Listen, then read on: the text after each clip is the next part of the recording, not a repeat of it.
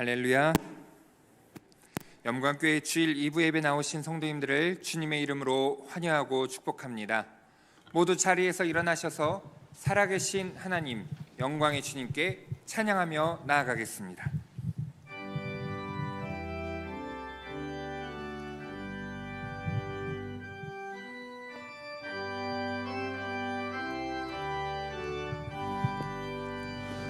전능왕 오셔서 주 이름 찬송해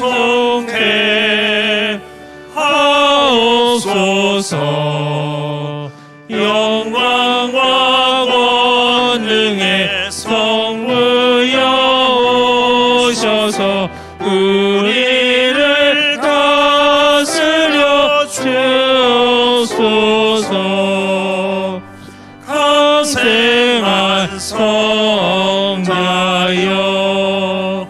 오셔서 기도를 들으소서. 택하신 백성들 복내려 주시고 거룩한 마음을 주옵소서. 위로의 주 성령 오셔서 큰 증거 주옵소서.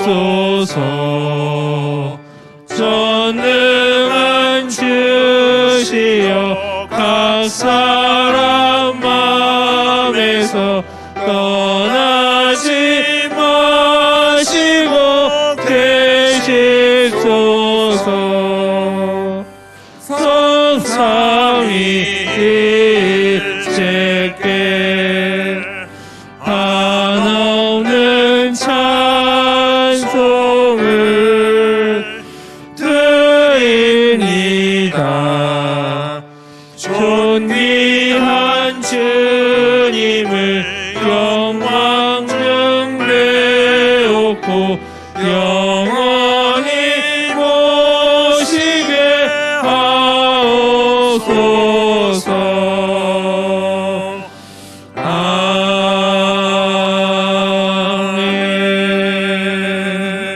아멘. 이 시간 오직 예수 그리스도의 사랑과 은혜로서만 하나님 앞에 나아갈 수 있음을 고백하며 구원하신 은혜에 감사하고 한 주간 지었던 죄를 회개하는 기도를 드리겠습니다.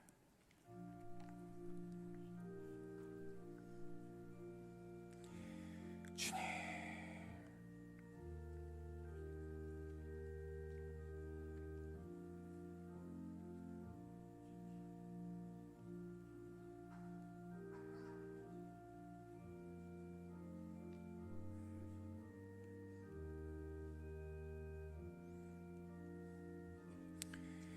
아버지 우리 문에 들어주시고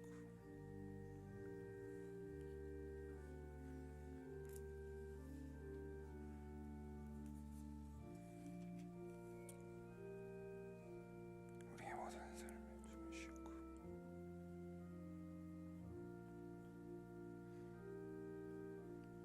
주님 역사해 주시옵소서.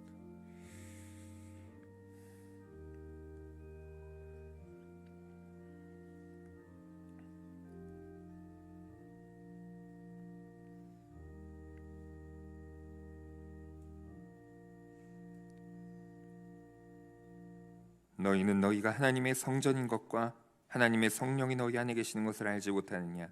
누구든지 하나님의 성전을 더럽히면 하나님이 그 사람을 멸하시리라. 하나님의 성전은 거룩하니 너희도 그러하니라. 아멘. 다 함께 사도신경으로 우리의 신앙을 함께 고백하겠습니다.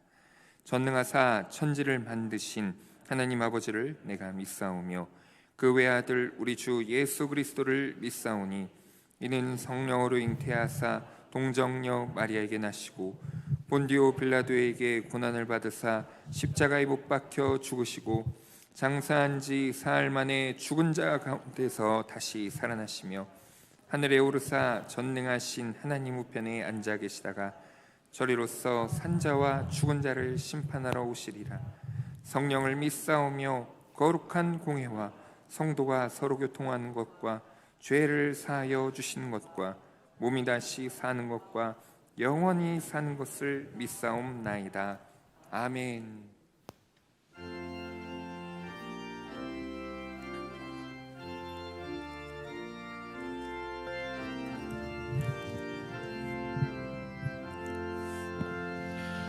피난처 있으니 환난을 당한 자 이리 오라. 땅들이 변하고 물결이 일어나 산 위에 넘치되 두렵지 않네. 이왕이 떠들고 나라들 모여서 진동하나. 우리 주 목소리 한 번만 바라면 천하의 모든 것 망하겠네. 만유주 하나님 우리를 도우니 피난처요. 세상의 난리를 그치게 하시니 세상에 창검이 쓸데없네. 높으신 하나님 우리를 구하니 할렐루야. 괴로움이 심하고 환난이 극하나 피난처 되시는 주 하나님.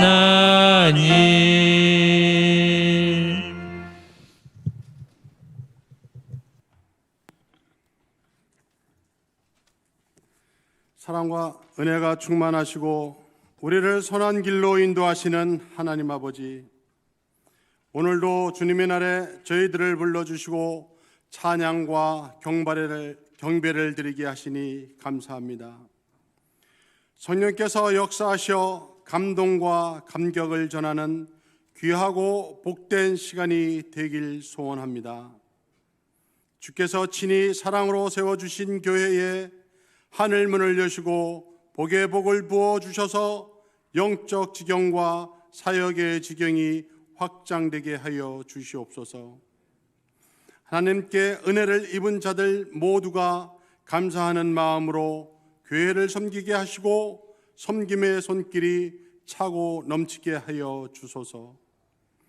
기도의 사명자, 기도의 능력자들이 넘쳐나 기도의 불씨가 활활 타오르는 교회가 되게 하여 주시고 모든 성도가 기도함으로 우리를 향하신 하나님의 뜻을 깨닫게 하여 주시옵소서.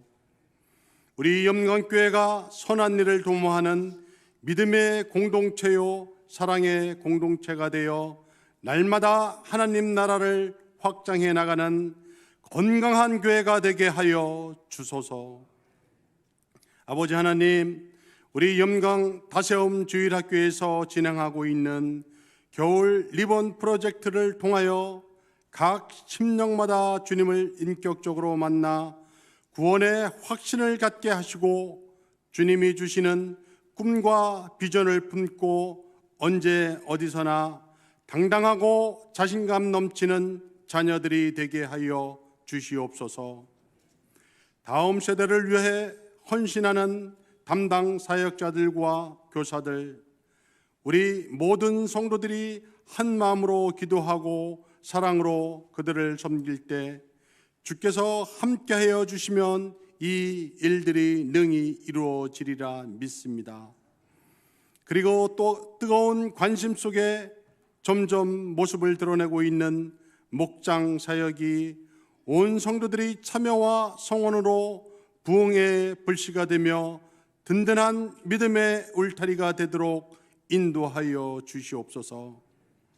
아버지의 은혜 속에 매주 보내주시는 새 가족을 위하여 따뜻한 마음으로 품어주시고 교회에 잘 정착하여 하나님의 은혜를 체험할 수 있도록 사랑을 내려 주시옵소서.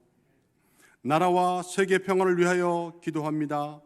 나라를 이끌고 있는 위정자들이 정당 간의 이기심을 버리고 서로 협치하여 국민들에게 안정과 행복을 줄 수 있도록 하여 주시고, 전쟁 중에 있는 러시아와 우크라이나가 포화를 멈추고 세계의 메시지를 전할 수 있도록 하여 주시옵소서.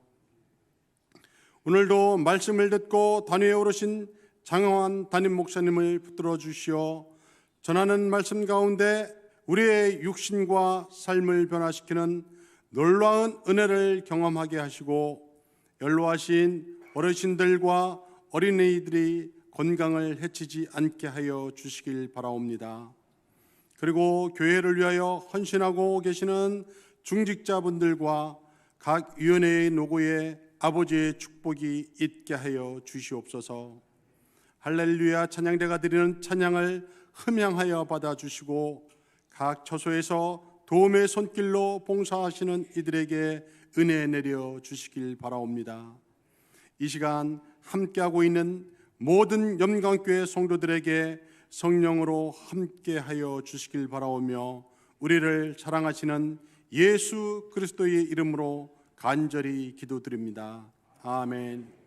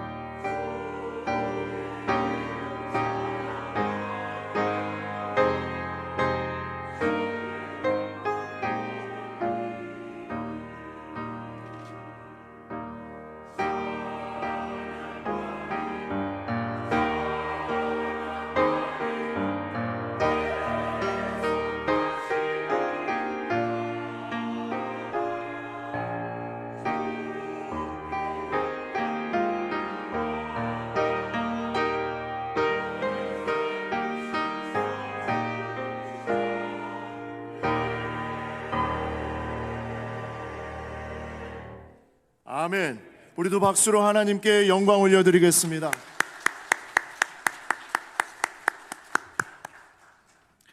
할렐루야. 일부 찬양 때도 그랬지만요, 우리 그 마스크를 벗고 찬양을 하니까 너무나 아름답고 특별한 그 찬양으로 이렇게 나아가는 것 같아서 정말 뭉클한, 이미 설교 다 끝난 것 같아요. 예, 너무 정말 감동을 주시는 하나님께 감사와 영광을 올려드립니다.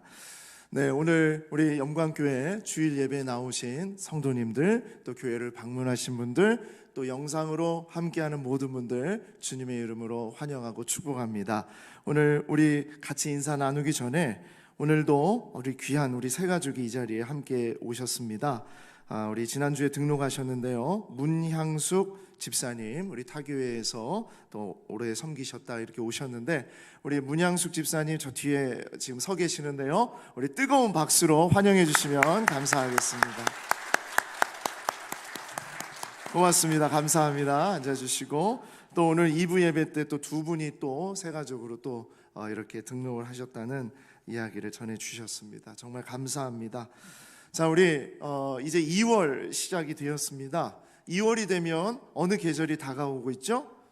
봄이죠. 그래서 오늘은 한번 2월을 허락하신 하나님의 은혜에 감사를 드리면서 옆에 있는 분에게 조금 이렇게 따뜻한 말로, 사랑스러운 말로 이렇게 한번 인사했으면 좋겠어요.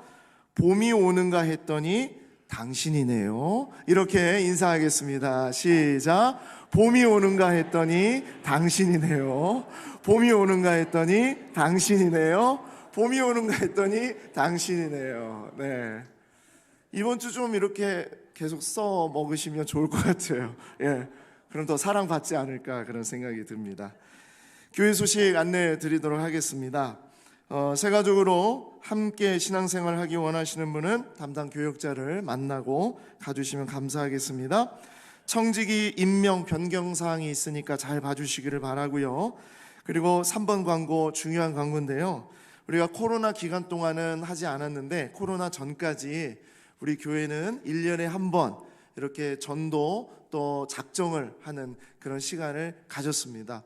너무 감사하게 작년에도 우리 영광교회에 매 주마다 귀한 성도들을 하나님이 보내주십니다. 그래서 정말 감사한데, 그럼에도 우리는 때를 얻든지 못 얻든지 주의 말씀을 전하는 것이 우리의 본분인 줄 믿습니다. 그래서 우리 영광교회가 이제 다음 주에 보시면은 2023년도 선교, 전도, 헌신 작정의 시간을 갖도록 하겠습니다.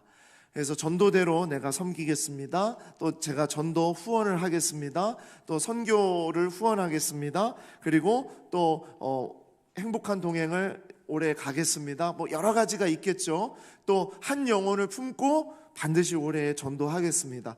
뭐 이런 여러 가지 우리가 작정할 수 있는 부분들이 있는데, 그런 부분들을 우리가 함께 작정하겠습니다. 이웃과 열방을 향해 가든지 보내든지 하는 그런 시간 가질 테니까 일주일 동안 기도로 준비해 주시면 감사하겠습니다.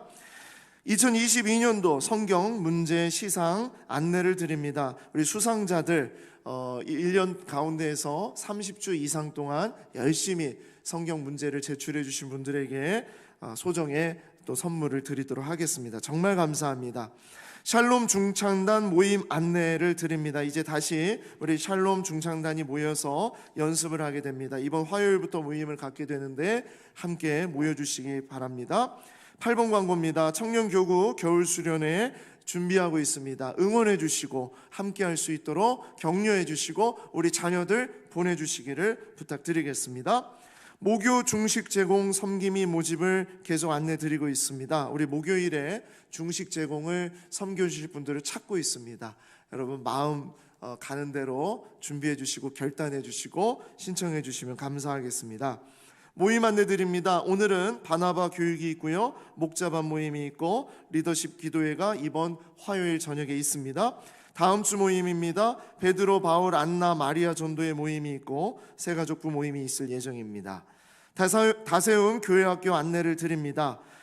이제 지난 목, 금, 토 3일 동안 우리 영광뉴스 친구들이 잘 수련회를 마치고 돌아왔는데요. 이제 영광 예고와 영광 퀴즈가 준비하고 있습니다. 기도해 주시고 특별히 우리 섬기는 교사들 많이 격려해 주시면 감사하겠습니다.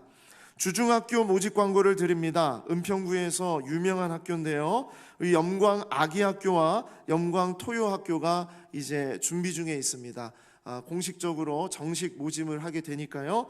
기도해 주시고 선착순 모집이니까 많이 주변에 알려주시고요. 함께 할 수 있도록 신청해 주시면 감사하겠습니다. 교우 소식입니다. 신년 성경 통도 계속 잘 감당해 주셔서 감사를 드리고요. 입원하신 권사님을 위해서 기도해 주시고 새가족과 또 우리 장로 동정을 또 보시고 기도해 주시기 바랍니다. 2월 안내 중에 오늘은 식당 봉사로 마리아 전도회에서 섬기게 됩니다. 오늘 식사하실 때 우리 마리아 전도회에게 꼭 감사하다고 인사해 주시면 감사하겠습니다. 나머지 광고는 주보를 참고해 주시기 바랍니다. 이 시간 주님 앞에 봉헌의 기도를 올려드리도록 하겠습니다.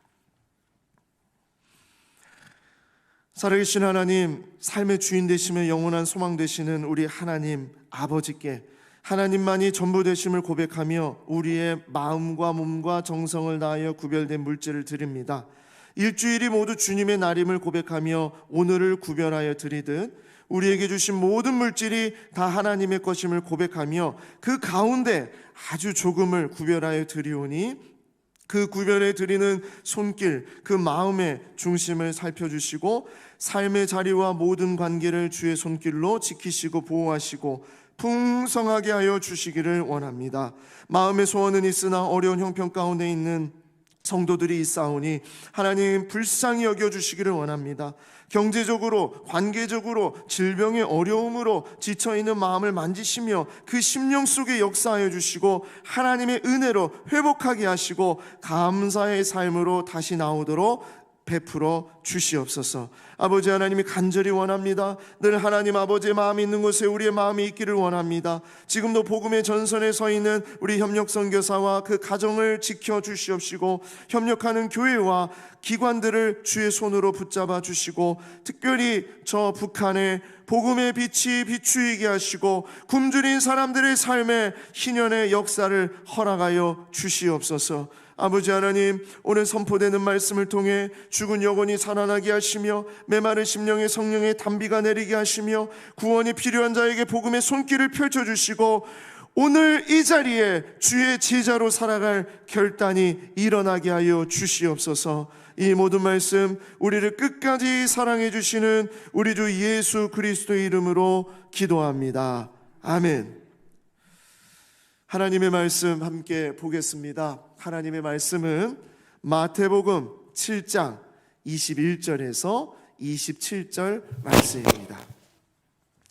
신약성경 마태복음 7장 21절에서 27절 말씀입니다. 자, 우리 한 절씩 교독으로 읽고요. 마지막은 같이 읽도록 하겠습니다. 21절 말씀 먼저 제가 읽겠습니다. 나더러 주여 주여 하는 자마다 다 천국에 들어갈 것이 아니요 다만 하늘에 계신 내 아버지의 뜻대로 행하는 자라야 들어가리라. 날에 많은 사람이 나더러 이르되 주여 주여 우리가 주의 이름으로 선지자 노릇하며 주의 이름으로 귀신을 쫓아내며 주의 이름으로 많은 권능을 행하지 아니하였나이까 하리니 그때 내가 그들에게 밝히 말하되 내가 너희를 도무지 알지 못하니 불법을 행하는 자들아 내게서 떠나가라 하리라. 그러므로 누구든지 나의 이 말을 듣고 행하는 자는 그 집을 반석 위에 지은 지혜로운 사람 같으리니 비가 내리고 창수가 나고 바람이 불어 그 집에 부딪히되 무너지지 아니하나니 이는 주추를 반석 위에 놓은 까닭이요 나의 이 말을 듣고 행하지 아니하는 자는 그 집을 모래 위에 지은 어리석은 사람 같으리니 같이 읽습니다. 비가 내리고 창수가 나고 바람이 불어 그 집에 부딪힘에 무너져 그 무너짐이 심하니라. 아멘. 우리는 지난 2주 동안 고구마 줄기를 끌어올리듯이 마태복음의 핵심 줄기를 끌어올렸습니다. 마태복음의 첫 시작부터 마태가 주목하는 핵심 줄기 그 첫 번째는요, 왕이신 예수님, 왕이신 예수님을 우리가 보았습니다. 그리고 우리가 그 왕이신 예수님의 혈통을 이어가는 자라는 것을 알게 하셨습니다. 자, 그리고 두 번째 핵심 줄기를 우리가 당겼는데, 그것이 예수님은 무리를 찾지 않으시고 제자를 찾으신다. 예수님의 사역은 제자를 모으시면서 시작했어요. 회개하라, 천국이 가까이 왔느니라. 이 말씀에 많은 사람들이 몰려왔는데요, 예수님은 그 많은 사람들을 보시면서 그 사람들을 뒤집어 엎는 복을 선포하시면서 무리로 있지 말고 제자로 나오라고 말씀하셨어요. 그래서 우리도 무리로 있지 말고 제자가 되자고 그렇게 말씀을 드렸습니다. 여러분, 지난 한 주간 제자로 사셨습니까? 조용하네요. 네. 그렇죠. 어떻게 한 주 만에 변화가 되겠습니까? 그렇죠. 자, 그래서 오늘도 말씀을 계속 우리에게 주시는 것 같습니다. 한 주간 많은 성도들과 이야기를 나눌 수 있었어요. 근데 그 가운데 단연 제 가슴을 뭉클하게 했던 고백이 있었는데, 그게 무엇이냐? 목사님, 저 이제 제자로 살고 싶어요. 목사님, 저 이제 제자로 살고 싶어요. 이런 고백이었어요. 자신의 힘으로는 끊어낼 수 없는 문제를 가지고 있으면서도 그 문제를 주님 앞에 내어드리면서 제자로 살고 싶다는 고백으로 아주 작은 일이라도 결단하겠다고 그렇게 고백한 분들입니다. 그래서 그렇게 결심을 하고요, 이 결단을 선포하고 가족들에게 선포하는 거예요. 나 이제 제자로 살 거야. 자녀들에게 선포하는 거예요. 우리 이제 제자로 살자. 무엇이 제자인데? 어떻게 사는 것이 제자인데? 그런 이야기를 같이 나누면서 결단을 했다라는 것이에요. 그래서 제가 그렇게 결심하고 선포하고 실천하고자 뛰어드신 분들의 이야기를 한 분이 아니라 여럿의 이야기를 들었습니다. 저는 오늘 그분들을 진심으로 축복하고요, 또한 오늘 이 말씀을 통해서 우리가 그러한 결단을 하는 날이 되기를 소망합니다. 자, 오늘 말씀은요, 마태복음에 등장하는 예수님의 설교가 5편이 있는데 그 중에 첫 번째 설교의 마지막 부분을 우리가 보았습니다. 병고침의 기적과 삶의 문제를 해결받고자 모였던 무리, 이 군중들이죠. 이 사람들은요, 하나님의 복이 자기들의 생각과 완전히 다르다는 것을 알고 충격을 받았다고 말씀을 드렸습니다. 그런데 더 충격이 뭐냐?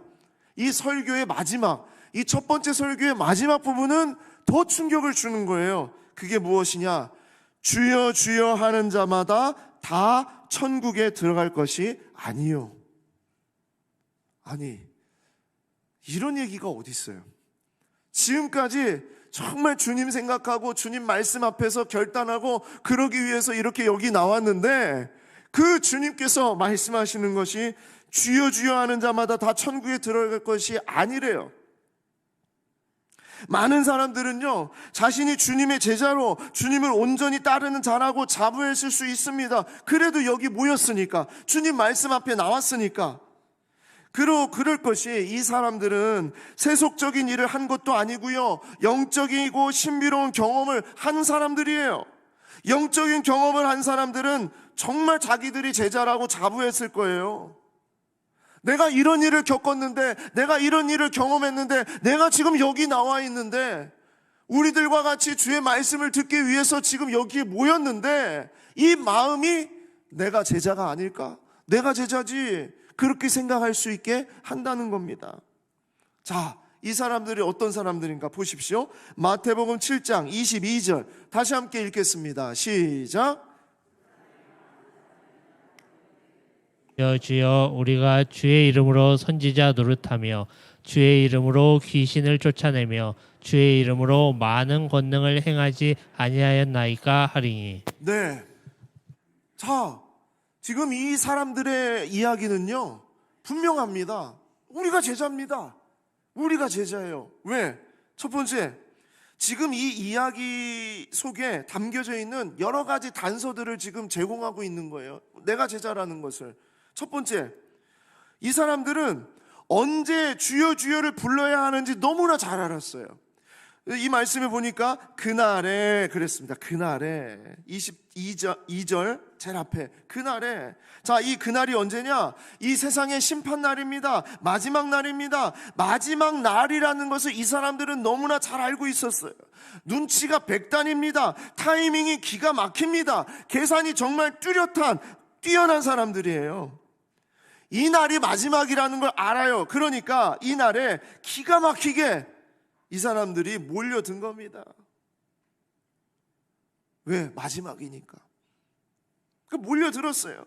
그런데 주님은요, 그 날에, 그 마지막 날에보다 주님은 더 중요한 날을 보셨는데 이 사람들은 그걸 못 봤어요.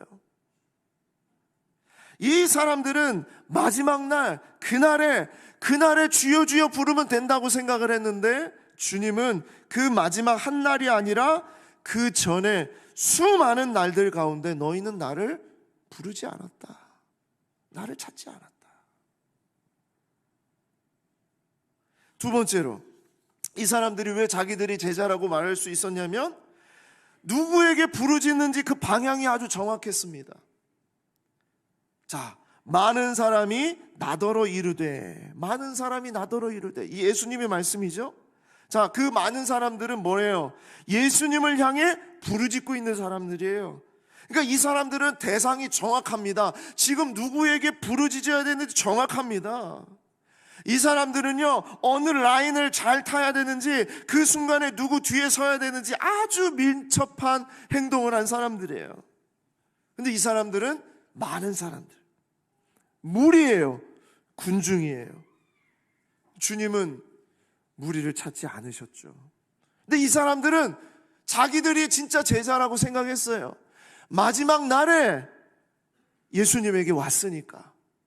자, 그리고 이 사람들은 자기들이 제자라고 그렇게 주장하는 이유는요, 정확하게 주문을 외웠어요. 그 마지막 날에 예수님에게 와서 뭐라고 얘기하냐면 주여 주여 라고 불렀다는 거예요. 자, 주여 주여.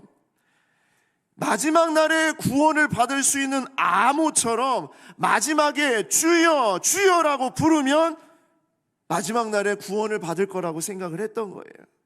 자, 얼마나 좋습니까? 마지막 날에 정확한 대상을 향해서, 그리고 그분 앞에 주여 주여라고 부를 수 있다는 거, 그 자체가 하나님 나라에 들어갈 제자 아닙니까? 우리가 그런 존재 아닙니까? 라고 얘기하는 거 아니겠습니까? 근데 이게 주문이라는 거예요. 주문. 제가 한번 말씀을 드렸죠. 어렸을 때 방언을 받고 싶어가지고 어느 기도원에 갔는데 그 기도원에서 방언을 받으려면 주여 주여를 1000번을 하래요. 그래서 주여 주여를 1000번을 했더니 정말 방언이 터졌는데, 그 방언이 하나님도 못 알아듣고 나도 못 알아듣는 그런 방언이 터져버린 거예요. 입이 호물호물 거려가지고 그냥 누구도 못 알아듣는. 근데 그게 방언인 줄 아는 거죠. 이 사람들은 주여 주여라고 그렇게 부르면 되는 줄 알았어요. 근데 주님은 주문을 외우는 거 싫어하세요. 우리 주님은 도깨비방망이처럼 필요할 때 딱 그렇게 주문을 외워가지고 딱 나타나는 그런 분이 아닌 거예요. 주술처럼 주님을 부르면 안 되는 거예요. 근데 이 사람들은 우리는 구원받았어, 우리는 제자야, 봐봐, 우리 이 마지막 때에 우리가 주여 주여라고 부를 수 있잖아. 그런데다가 더 이 사람들이 자기가 제자라고 생각하는 이유 중에 하나가 바로 예언과 축기와 치유를 경험했기 때문입니다. 거기 보십시오. 이 사람들이 정말 놀라운 것은 영적인 일을 경험했다는 거예요. 선지자 노릇을 하고요, 귀신을 쫓아내고요, 많은 권능을 행했대요. 선지자 노릇은 예언하는 겁니다. 예언해서 앞으로 이런 일이 있을 거야 라고 하면서 하나님의 신탁을 받은 것처럼 그렇게 이런 이야기, 신비한 언어를 사용하면서 초월적인 이야기들을 막 할 수 있는, 우리가 그런 거 얘기하지 않았느냐? 또 귀신을 쫓아내지 않았느냐? 주님의 이름으로 악한 영을 몰아내지 않았느냐? 주님의 그 이름의 능력으로 우리가 이런 걸 하지 않았느냐? 얼마나 놀라운 일입니까? 축기를 했어요. 그리고 많은 권능을 행했다. 여기에서 이 많은 권능은 보통 병을 고치는 치유의 사역을 말합니다. 기도를 했는데 나았어. 그러니까 이런 능력이 나에게 주어져 있으니까 뭐라고 생각을 하냐면 제자 아닙니까? 얼마나 완벽한 이유입니까? 우리가 제자라는, 이 사람들이 제자라는 그런 근거가 얼마나 충분합니까? 자, 그런데 예수님의 모습을 따랐고요, 예수님처럼 행동했다고 자기들 스스로가 그렇게 생각을 했는데, 그런데 너무 충격적인 반전이 있는데 그것이 무엇이냐? 그 마지막 날에 주인인 예수님이 나는 너희를 전혀 모른다라고 말씀하신다.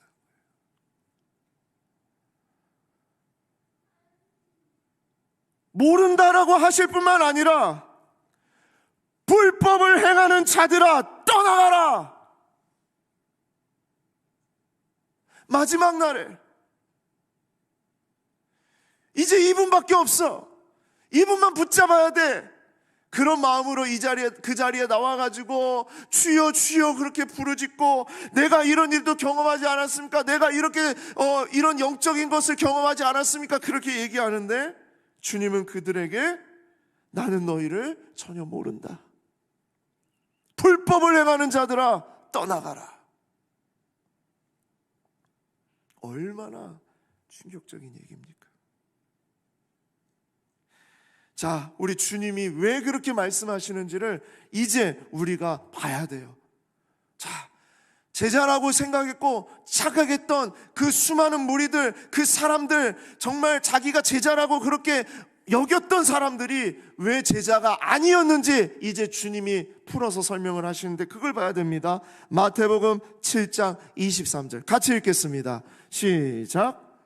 내가 그들에게 밝히 말하되 내가 너희를 도무지 알지 못하니 불법을 행하는 자들아 내게서 떠나가라 하리라. 아멘. 여기에 답이 있어요. 이 말에 답이 있어요.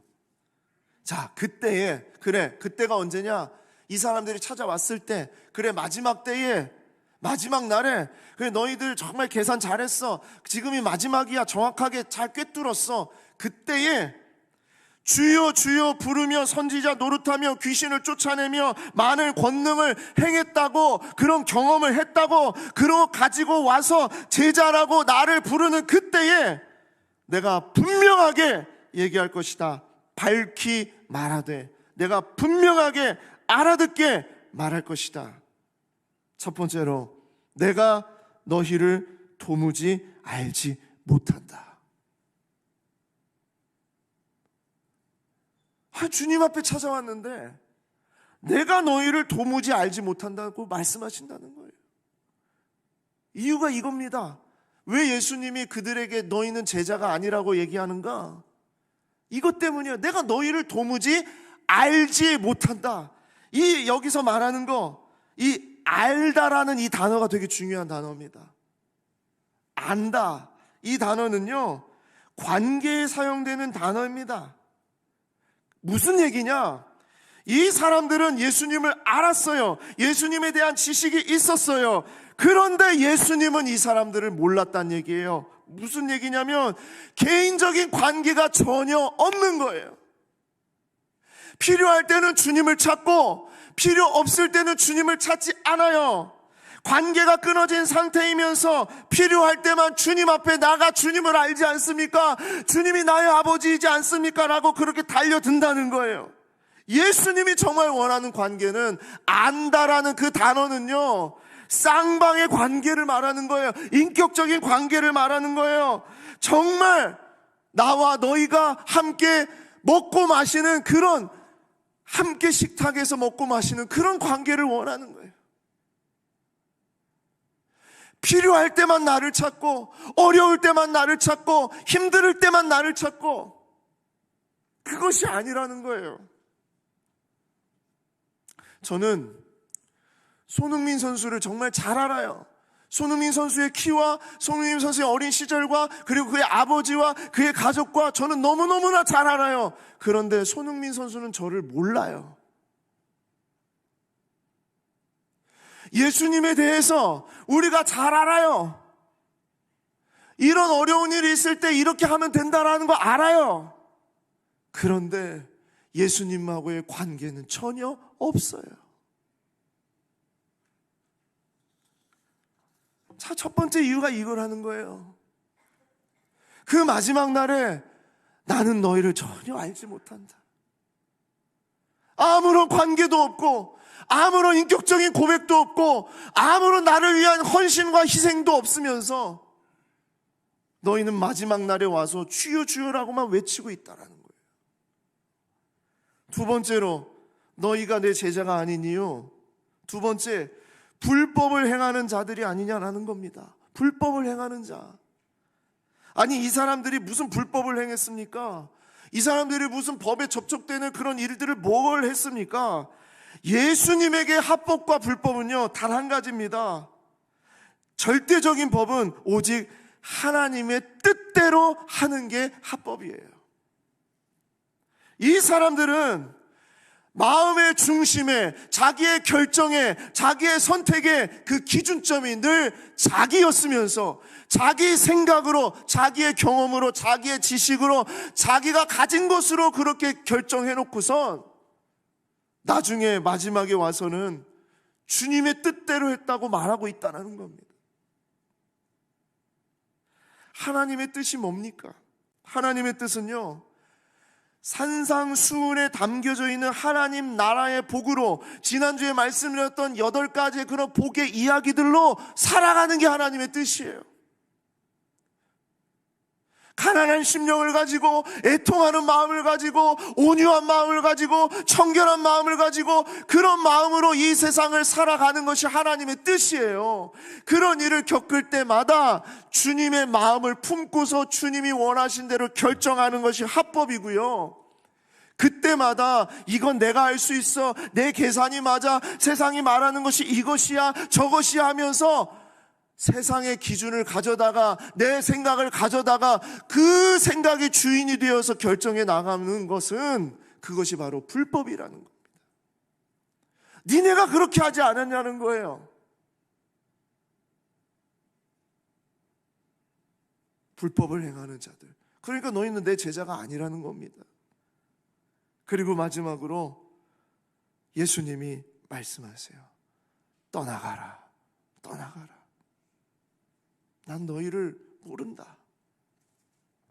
아마 이것이 가장 충격적일 겁니다. 그 마지막은요, 그때는 무슨 얘기냐? 예수님 밖에 없는 때입니다.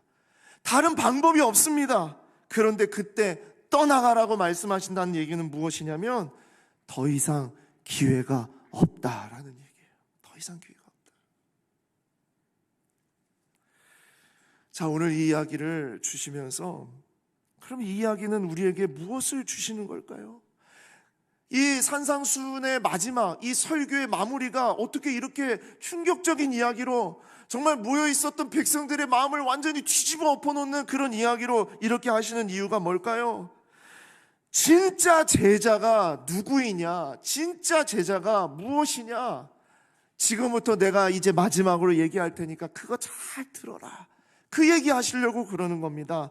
자, 우리가 너무나 잘 알고 많이 들었던 하나의 어떤 이야기를 하시면서, 자, 진짜 제자는 이게 진짜 제자다. 마태복음 7장 24절에서 27절 우리 같이 한번 읽어보겠습니다. 시작. 그러므로 누구든지 나의 이 말을 듣고 행하는 자는 그 집을 반석 위에 지은 지혜로운 사람 같으리니 비가 내리고 창수가 나고 바람이 불어 그 집에 부딪히되 무너지지 아니하나니 이는 주추를 반석 위에 놓은 가닥이요 나의 이 말을 듣고 행하지 아니하는 자는 그 집을 모래 위에 지은 어리석은 사람 같으리니 비가 내리고 창수가 나고 바람이 불어 집에 부딪히매 무너져 그 무너짐이 심하니라. 자, 여러분, 이 이야기는요, 교회를 다니는 사람이라면, 교회 학교를 나온 사람이라면 다 들었던 얘기입니다. 그때 우리가 들었을 때 어떻게 들었냐면, 이 이야기는 반석 위에 집을 지은 사람, 모래 위에 집을 지은 사람. 그래서 극명한 두 집에 대한 이야기를, 이 대조를 이루게 하는 그런 이야기잖아요. 그렇죠? 그런데 이 이야기는요, 극명하게 두 집을 극명하게 딱 나눠가지고 얘기를 해주려고 하는 이야기가 아니라, 이 이야기는 두 집의 공통적인 것들이 너무나 많이 있는데 다른 것은 단 한 가지밖에 없다라는 것을 드러내기 위한 이야기예요. 우리가 이 이야기를 읽었을 때 보통은 그냥 둘로 나눠가지고, 그래 나는 반석 위에 짓는 집이어야지, 그렇게만 딱 바라보게 만들었는데, 이 이야기는 읽으면 읽을수록 뭘 느끼냐면, 두 집은요 사실 공통적인 것이 너무나 많아요. 그런데 다른 것은 오직 단 하나밖에 없다라는 거, 그거 얘기해 주려고 주님이 이 이야기를 주신 거예요. 자, 어떤 공통점들이 있습니까? 두 집 다 집을 짓는 이야기입니다. 그렇죠? 다 져야 되는 이야기예요. 그리고 두 집 다 어려운 시련을 다 맞이합니다. 그것을 어떻게 얘기하냐면, 둘 다 예수님의 말을 듣는다는 것으로 표현을 하고 계세요. 말을 다 듣는다. 그러니까 두 집 다 소중한 집인 거예요. 여러분, 말을 들을 수 있다, 예수님의 말씀을 들을 수 있다, 여러분, 이 듣는 자리에 나온다는 것 자체는 정말 놀라운 은혜 아니겠습니까? 그렇죠? 오늘 이 자리에도요, 사실 그런 마음으로 가족을 위해서 그렇게 기도하시는 분이 있을 거예요. 주여, 이 자리에만이라도 나오게 하여 주시옵소서. 듣게라도 하여 주시옵소서. 어떻게 해서든지 좀 나오게만이라도 하여 주시옵소서. 예, 두 집 다 무슨 얘기냐? 다 들었다는 얘기예요. 예수님 얘기 다 들었습니다. 그리고 두 집 다 지혜로운 겁니다. 왜냐? 반석 위에 지은 사람은요, 오랜 시간이 걸리고 비용이 많이 들어요. 여러분, 우리 영광교회가 반석 위에 지은 집 아닙니까? 그렇죠? 제가 듣기로 우리 영광교회 밑으로는요, 저 북한산에 그 거대한 큰 바위가 하나가 딱 있는데, 이 집을 지을 때 이 바위가 이렇게 부딪히니까 공사가 2배나 더, 비용도 2배나 더 많이 들었다는 얘기를 제가 들었습니다. 반석 위에. 이 주변이 다 반석이겠죠. 다 반석 위에 지은 그런 집 아니겠습니까? 그러면 비용도 많이 들고요, 그리고 시간도 오래 걸려요. 바위를 뚫어내야 되고 거기에다 철골을 박아야 되고요, 몇 배의 시간과 수고와 비용이 들 것입니다. 반석이니까 그렇게 해야 돼요. 그게 지혜로운 거예요. 그러면 모래 위에 지은 사람은 어떻게 짓는 게 지혜로운 거예요? 모래 위에 짓는데 반석처럼 지어야 되겠습니까? 아닙니다. 모래 위에는요, 모래 위에 집다운 집을 져야죠. 빨리 지을 수 있는 집, 그리고 쉽게 지으면서 화려하게 지을 수 있는 집들이 있어요. 그런 장점이 있습니다. 동남아시아나 그런 열대 기후에 있는 집들을 가보면은요, 다 집을 그렇게 짓지 않습니까? 예, 빨리 짓고 새로 금방 지을 수 있는 그런 집들을 만드는 거예요. 기후와 환경에 따라 집을 그렇게 짓는 것은 지혜로운 것이에요. 그래서 이 이야기는요, 집을 어떻게 지어야 된다는 얘기가 아니라, 이 이야기는 이 두 집 가운데서 단 한 가지의 차이점, 그거 하나 얘기해 주려고 이 이야기를 꺼내 드신 것이다 라는 겁니다. 문제는 집을 짓는 것에 대한 무지가 아니라 바로 무시에 있었다는 거예요. 무시. 단 한 가지 차이는 그거예요. 무지함 때문이 아니었어요. 무시 때문이었다는 겁니다. 자, 그게 무엇이냐? 나의 이 말을 듣고, 똑같아요. 나의 이 말을 듣고 행하는 자와 나의 이 말을 듣고 행하지 않는 자, 단 한 가지입니다. 똑같이 듣습니다. 다 듣습니다. 그러한 자리에 나와 있습니다. 붙잡으려고 합니다. 그런데 행하는 자와 행하지 않는 자, 말씀을 들었지만 그 말씀을 무시하는 자와 말씀을 듣고 그대로 순종하는 자, 그거 하나 극명하게 차이를 드러내기 위해서 이 비유를 드신 것이다. 두 사람 다 나름 지혜로운 사람입니다. 그러나 들음까지가 아니라 행함까지 나아가야 했다라는 것이에요. 그 이야기 들려주시려고 이 산상수훈의 마지막 부분에 이 이야기를 주신 것이다. 산상수훈을 듣는 무리에게, 그 무리 가운데 이제 진짜 제자다운 삶을 살겠노라 다짐하며 마음에 어떤 결단을 내리고자 했을 거예요. 그러면서 어떻게 해야 진짜 제자가 될 수 있을까?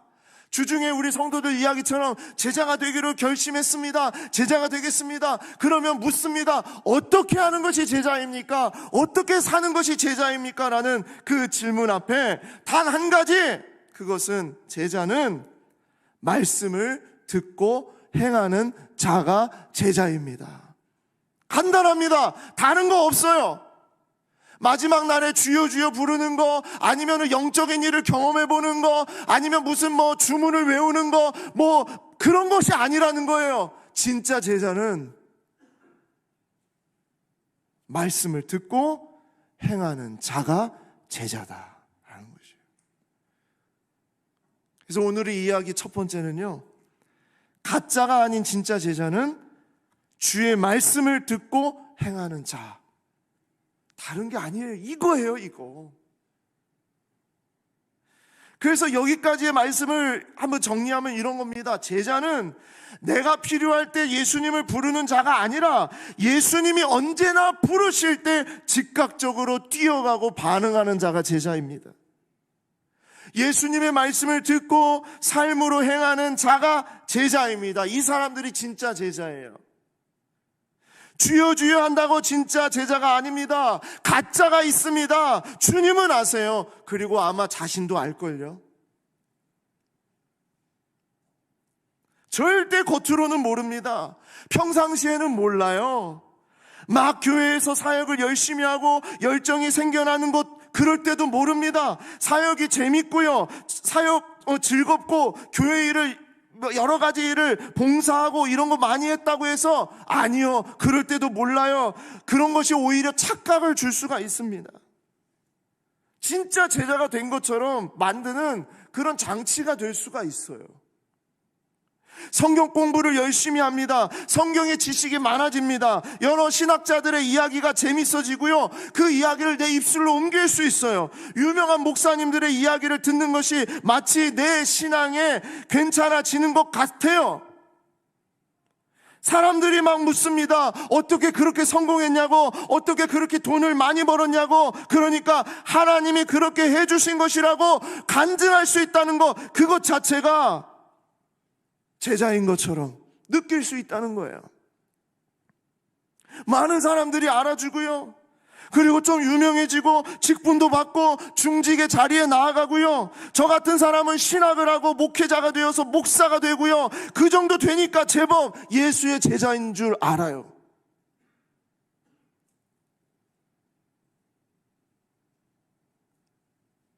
아닙니다. 그것으로 제자가 되는 것이 아니라 진정 예수님의 제자는요, 나의 이 말을 듣고 행하는 자가 제자라는 거예요.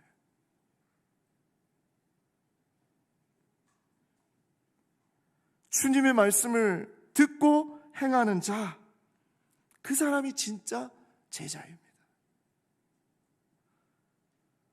근데 여기에서 한 가지 더, 오늘 이 이야기를 통해서, 그런데 우리의 인생 속에 가짜인지 진짜인지 그 정체가 드러나질 때가 딱 있다는 거예요. 그 요즘 사람들이 하는 말로 빼박인 거예요. 그냥 딱 드러나게 돼 있어. 누구보다 자신이 너무나 잘 알게 되는 그때가 있어.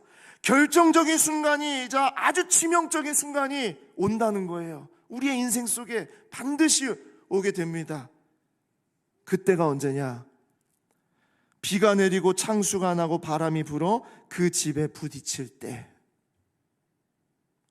비가 내리고 창수가 나고 바람이 불어 그 집에 부딪힐 때, 그때 가짜냐 진짜냐가 그때 드러난다. 두 번째 이야기입니다. 가짜가 아닌 진짜 제자는 결정적인 순간에 믿음을 지키는 자가 진짜라는 거예요. 결정적인 순간에 믿음을 지키는 자. 반석 위에 지은 집, 모래 위에 지은 집, 그 집이 정말 언제 괜찮은 집이냐가 결정되냐면 햇볕은 쨍쨍 모래하는 반짝일 때가 아닙니다. 비가 내리고 창수가 나고 바람이 불어 그 집에 부딪힐 때 그때 적나라하게 드러나지게 되어 있다는 겁니다. 여러분, 우리의 삶 속에 회오리 바람과 같이 그런 바람이 막 불어 닥칠 때가 있습니다. 그렇죠? 회오리 바람 여러분 보신 적 있죠? 회오리 바람은 어떻게 붑니까? 주변에 다른 데는 바람이 전혀 없어요. 오직 그 바람이 불는 그 곳에만 동글동글 그렇게 바람이 부는 거예요. 어쩌면 일이 그렇게 터집니까? 일이 터질 때마다 느끼는 거지만 그 일이 마치 나에게만 일어나는 일처럼, 그 고난이 나에게만 일어나는 고난인 것처럼 그냥 내 주변에만 그런 바람이 막 불어닥쳐요. 고통도 그런 고통이 없어요. 어디서부터 잘못된 것인지 무엇이 문제인지 모를 정도로 너무나 힘들고 지칠 때, 내가 가진 것으로 나의 힘으로 일어설 힘이 없을 때, 그때가 어느 때예요? 비가 내리고 창수가 나고 바람이 불어서 그 부딪힘이 집에 심하게 될 때가 바로 그때 아니겠습니까? 바로 그때 가짜와 진짜가 가려지는 순간이 된다. 잠언 10장 25절에 이런 말씀이 있어요. 회오리 바람이 지나가면 악인은 없어져도 의인은 영원한 기초 같으니라. 제가 너무나 좋아하는 말씀 중에 하나인데, 회오리 바람이 지나가면 악인은 없어져도 의인은 영원한 기초 같으니라. 우리는요, 가끔 이해할 수 없는 시련을 겪을 때가 있어요. 혹 지금 이 자리에 그런 시간을 견디는 분이 이 자리에 계실 수도 있어요. 감히 제가 판단해서 그거는 어려운 거예요, 쉬운 거예요 말씀드릴 수 없는 너무나도 참으로 힘든 그런 일을 가지고 이 자리에 오신 분이 있을 겁니다.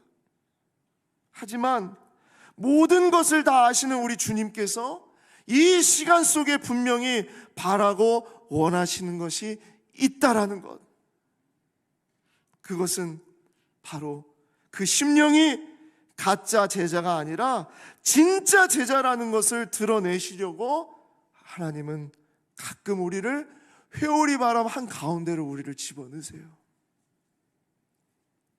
비가 내리고 창수가 나고 바람이 불어서 그 집에 부딪힐 때 반석 위에 지은 집은 그 주추를 반석에 박았기 때문에 그때서야 진가가 드러나게 되어 있다.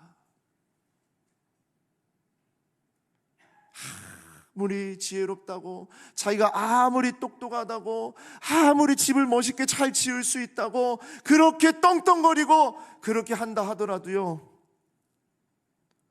회오리 바람이 한번 싹 불어서 비가 내리고 창수가 나고 바람이 불어 그 집에 부딪히게 되면 다 드러나지게 되어 있다. 그 이야기입니다. 진짜 제자는 결정적인 순간에 믿음을 붙잡는 자. 그냥 마지막에 뭐 때가 돼서 이때가 되면 이 정도 하면 되겠지 하고 그렇게 부르짖는 자가 아니라 정말 결정적인 그 순간에, 너무나 지치고 너무나 아프고 너무나 외롭고 너무나 고통스러운 그 순간에 주여 나를 불쌍히 여겨 주시옵소서, 그렇게 매달릴 수 있는 사람이 진짜 제자다. 자, 그리고 오늘 이 말씀 속에 담아놓으신 보석 같은 이야기, 마지막 그 이야기는 이것입니다. 세 번째로, 가짜가 아닌 진짜 제자는요, 그 믿음을 일상에서 지어가는 자다라는 거예요. 그 믿음을 일상에서 지어가는. 자, 비가 내리고 창수가 나고 바람이 불어서 그 집에 부딪힐 때 믿음의 진가가 드러난다고 그랬죠. 그렇죠? 비가 내리고 창수가 나고 바람이 불어 그 집에 부딪힐 때가 바로 그때예요. 진가가 드러나는 때.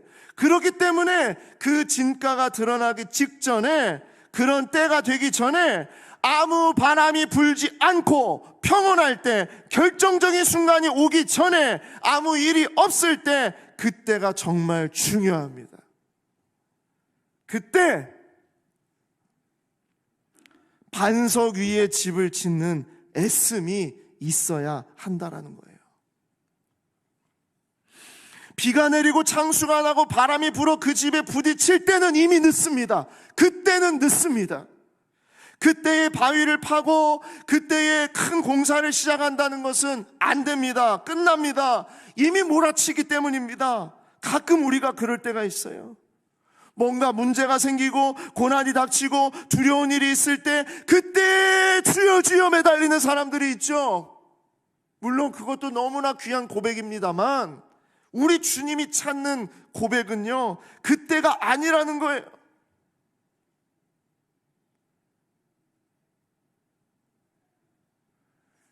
우리 자녀들 수능 시험 볼 때 그러잖아요. 우리들도 그런 때가 있었죠. 수능 시험 100일 전이니까 그때부터 새벽 기도하고 그때부터 예배드리고 그때부터 매달리는 그럴 때가 있어요. 솔직히 말씀드리면, 경험자로서 말씀드리면요, 늦습니다. 그때부터 새벽 기도 드리면요, 수능일날 졸려가지고 시험 제대로 못 치릅니다. 리듬이 깨지고요, 공부가 안 됩니다. 믿음이라는 것은 고난이 닥쳤을 때 드러나지만 믿음의 시작은요, 믿음의 준비는요, 일상에서 지어가는 겁니다. 일상에서 지어가는 거예요. 그때가 언제냐? 날이 맑을 때, 볕이 좋을 때, 그때 바위에 구멍을 내고요, 못을 단단하게 박고요, 땀을 그때 정말 열심히 흘려야 돼요.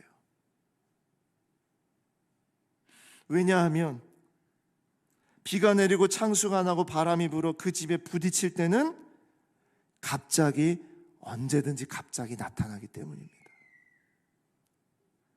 믿음은 일상에서 지어가는 겁니다. 어느 날 갑자기 위대한 신앙인이 되는 게 아니에요. 처음에 말씀드렸습니다만 지난주에 우리가 팔복을 받는 제자가 되게 하여 주시옵소서 해서 이번 일주일 동안 정말 우리 제자처럼 살았습니까? 예, 솔직히 못 살았어요. 이번 주도 무너졌어요. 예, 그게 일상이에요. 그런 무너짐과 다시 주님을 붙잡는 시간과 다시 또 무너짐과 다시 주님을 붙잡는 시간이 우리의 일상이에요. 그게 뭐냐? 바위에 구멍을 뚫는 시간이에요. 우리 영광뉴스 친구들이 2박 3일 동안 수련회 다녀왔어요. 얼마나 뜨거웠는지 몰라요. 막 정말 찬양하고 두 손 들고 막 주님을 위해서 살겠습니다. 우리가 그랬잖아요. 수련회 가면 주님을 위해서 살겠습니다. 며칠만, 3일만 그렇게 살겠습니다. 갔다 오면 3일 정도 지나면 예전 모습으로 다 돌아가잖아요. 그러면 우리가 얘기합니다. 야, 그러려면 너 수련회 가지 마. 그따위로 하려면 수련회 가지 마. 아니에요. 그 경험이요, 쌓여서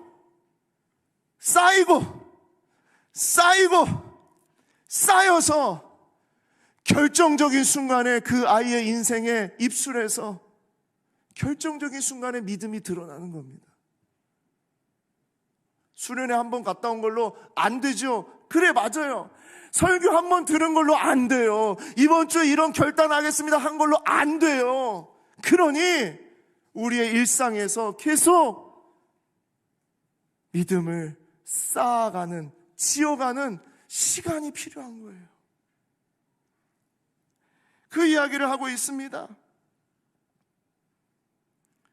그런 자녀들은 마치 이게 뭐 업앤다운이 계속 돼가지고요, 그러려면 수련회 가지마, 그게 아니라 그런 자녀들은요, 그런 인생 속에 시간이 지나면 10년이 지나고 20년이 지나고 뒤를 돌아보게 되면요,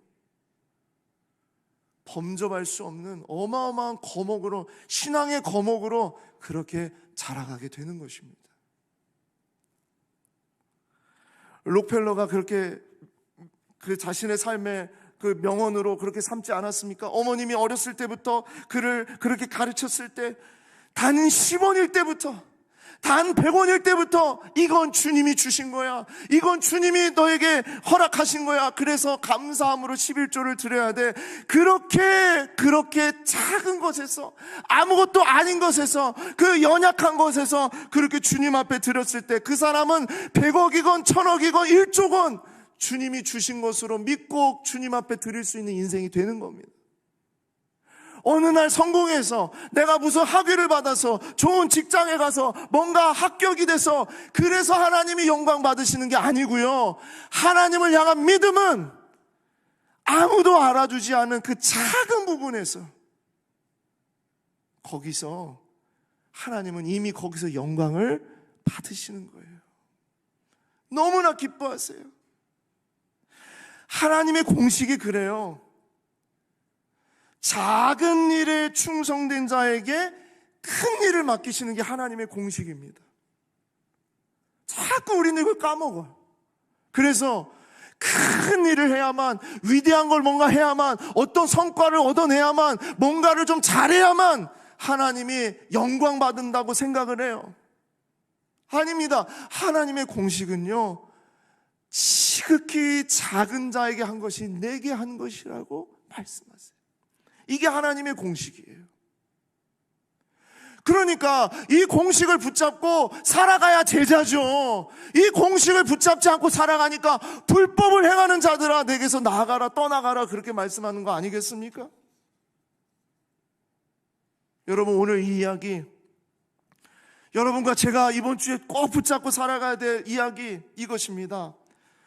가짜가 아닌 진짜 제자, 이것은요, 주의 말씀을 듣고 행하는 자.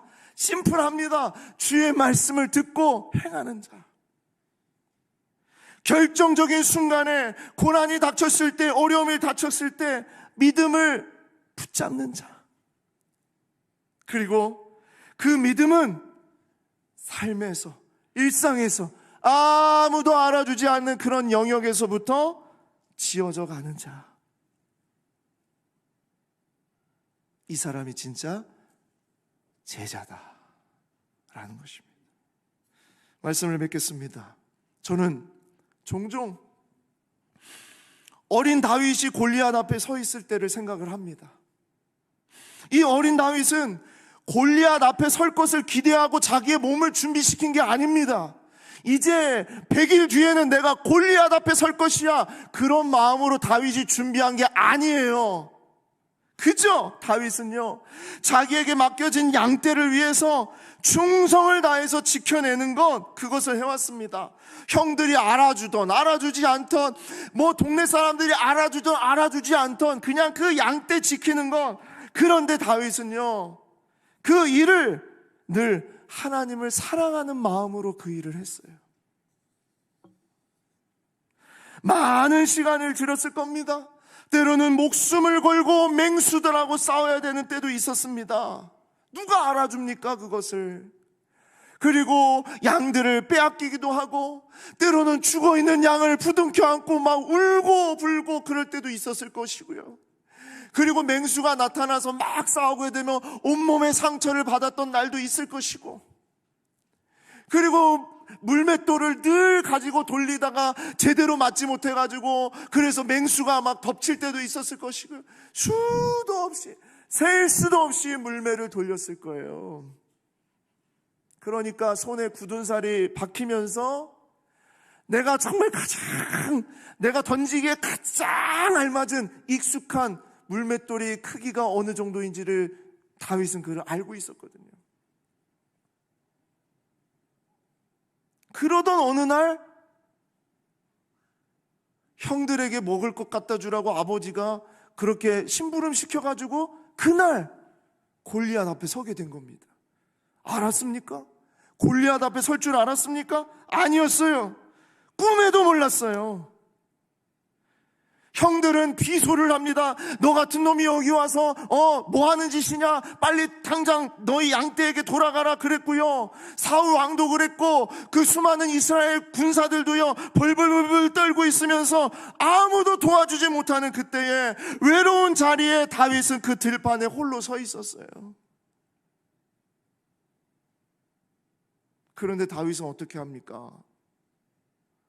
어느 날 갑자기 사울 왕의 갑옷을 막 입고 사울 왕이 가지고 있는 그 칼을 막 들어보니 안 맞는 거예요. 익숙치 않은 거예요.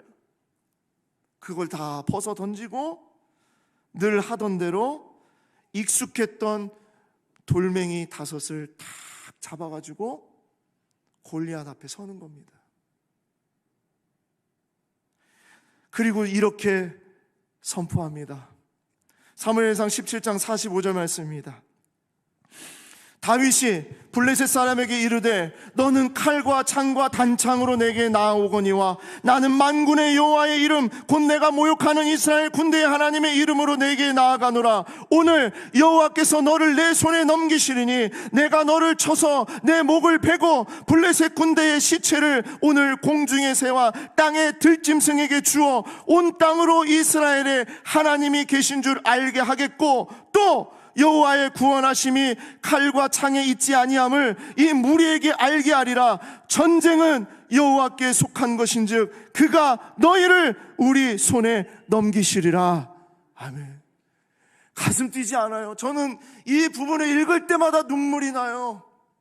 얼마나 외로웠겠어요. 얼마나 힘들었겠어요. 그러나 그 자리에서 홀로 서 있었지만 수많은 사람들이 고백하지 못했던 이 고백을 어떻게 여기서 이렇게 할 수 있었겠냐는 거예요. 그날 갑자기 막 다윗이 막 정신이 나가가지고요? 아니에요. 이 고백은 다윗이 양들을 지킬 때 외쳤던 고백입니다. 그래서 골리앗, 그 거대한 골리앗이 앞에 저벅저벅 걸어오고 있다 하더라도요, 다윗은 그를 개처럼 여겼던 겁니다. 믿음은 어느 날 갑자기가 아니고요, 삶 속에서 오랜 시간 가운데서 넘어지고 엎어지고 다시 일어서는 그런 수없이 반복되는 그런 상황 속에 준비가 되어지는 것이다. 사랑하는 성도 여러분, 주님은 우리를 무리가 아닌 제자로 찾으십니다. 그리고 주님은 가짜가 아니라 참 제자를 찾으세요. 참 제자는 결정적인 순간에 드러납니다. 비가 내리고 창수가 나고 바람이 불어서 그 집에 부딪힐 때, 그런데 그 믿음은 언제부터 만들어지는 것이냐? 결정적인 순간이 오기 전부터, 바로 오늘 우리가 살아가는 이 삶 속에서 지어져 가고 만들어지는 것이다. 작은 일들, 누가 알아주건 알아주지 않건 내가 왜 여기서 이 짓 하고 있는데? 라는 그런 일들이라 하더라도요, 어떤 일이든 주의 말씀을 의지하여 믿음으로 그곳에서 감당하시기를 바랍니다. 그리고 그 작은 일들이 어느 날 거대한 믿음을 드러내는 결정적인 순간이 반드시 올 줄 믿습니다. 주님이 아시기 때문이에요. 무엇을 하든지 누구를 만나든지 어디를 가든지 그 별로 가치 없고 또 아무도 알아주지 않는 그 작은 일에 주의 말씀대로 행하는 여러분과 제가 되기를 소망합니다. 기도하겠습니다. 오늘 이 말씀 붙잡고 우리 함께 기도할 때에, 주님, 가짜가 아니라 진짜이고 싶어요. 진짜가 되게 해주세요. 진짜로 나아가기를 원합니다. 주의 말씀을 듣고 행하는 자가 되게 하여 주시기를 원합니다. 마지막 때가 되어서 내가 계산해 보니까 그런 것이 아니고, 또 그냥 무조건 주여 주여라고만 해서 되는 것이 아니고, 영적인 어떤 일을 경험했기 때문이 아니라 그저 주의 말씀을 듣고 행하는 자는 제자라 하셨사오니, 하나님, 삶의 모든 영역 속에서 주의 말씀을 듣고 행하는 자가 되게 하여 주시옵소서. 결정적인 순간에 믿음을 지키는 자가 되게 하시고, 그 믿음을 드러내는 데까지 하나씩 하나씩 나의 삶에서, 일상 속에서 믿음을 지어갈 수 있는 그런 인생 되게 해달라고 오늘 말씀 붙잡고 우리 함께 우리의 삶을 주님 앞에 내어드리며 기도하기를 원합니다. 기도하겠습니다. 아버지 하나님, 주여 인도하시고 우리와 함께 하신 주님에게 감사와 영광을 올려드립니다. 하나님 아버지의 말씀이 있어 아버지 하나님 그 말씀 붙잡고 나아가오니, 하나님 아버지 오늘을 주님 앞에 드리며 아버지 하나님 나아가오니, 하나님 아버지 역사하여 주시기를 간절히 원합니다. 주의 말씀을 듣고 행하는 자 그가 제자라는 것을 말씀하셨습니다. 하나님, 우리는 얼마나 많은 것들을, 다른 것들을 자랑하고 있습니까? 얼마나 내 삶이 화려한지, 얼마나 자랑할 것이 있는지, 내가 얼마큼 교회를 다녔는지, 얼마큼 이런 것을 했는지, 주여 용서하여 주시옵소서.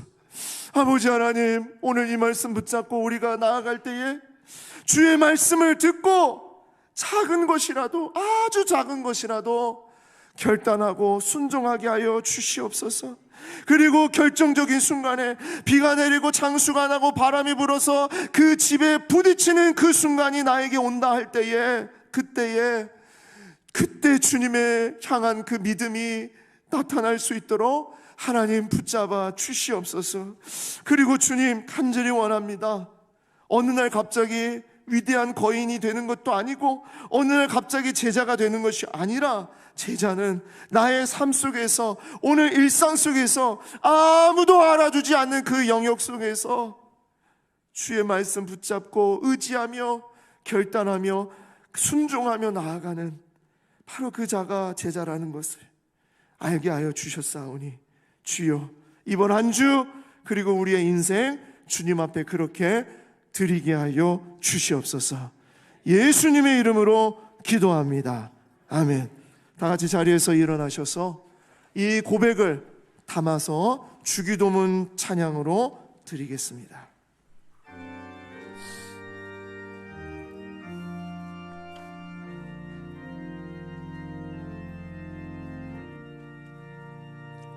하늘에 계신 아버지, 이름 거룩하사 주님 나라 임하시고 뜻이 이루어지이다.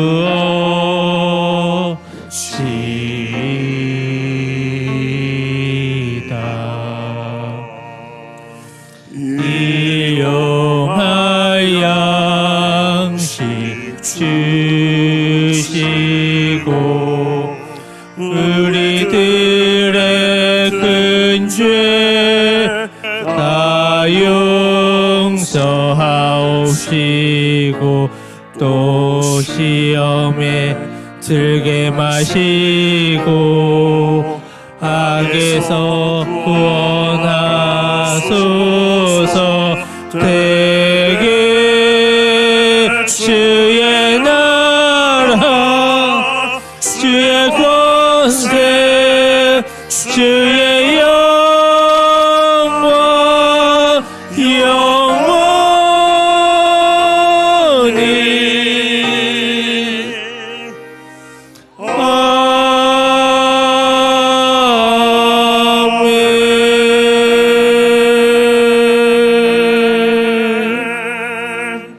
사랑하는 우리 하나님 아버지, 우리는 이번 주도 예수 그리스도를 만왕의 왕으로 모시고 예수님을 닮아가고 예수님만 따르며 순종하기를 원합니다. 누구를 만나든지 예수 그리스도는 죽음을 이기시고 부활하신 우리의 구주이심을 고백하겠습니다. 세상으로 나아가는 우리를 축복해 주옵소서. 이제는 우리 주 예수 그리스도의 놀라운 은혜와 하나님의 아낌없는 무한한 사랑과 충만하신 성령의 친밀한 사귐이 주신 말씀을 붙잡고 삶의 예배를 드리고자 세상으로 나아가는, 아무도 알아주지 않고 어떤 누구도 모르든 그냥 나만이 알고 있는 그런 자리라 하더라도 하나님, 그곳이 주님이 함께하고 계셔서 그곳에서 주의 뜻대로 순종하며 나아가기를 다짐하는 주의 존귀한 성도들 머리 위에, 그 가정과 자녀들 머리 위에 영원토록 함께 하실지어다. 아멘.